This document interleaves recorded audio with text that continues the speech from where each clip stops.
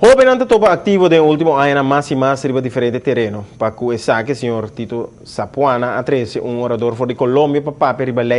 proyectos y diferentes aspectos interesantes que concernen a juventud y que ya está en práctica en Colombia.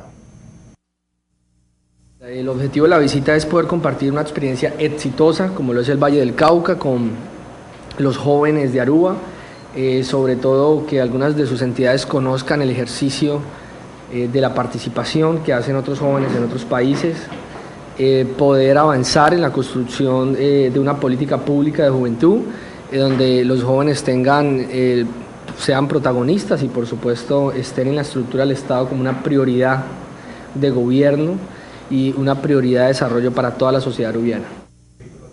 Para todos que estão interessados em assistir a charla aqui por acudir na Universidade de Aruba, começando por o setor e noite que vai começar já vier na EPI para o setor e já sabe também na EPI por 3 horas da tarde.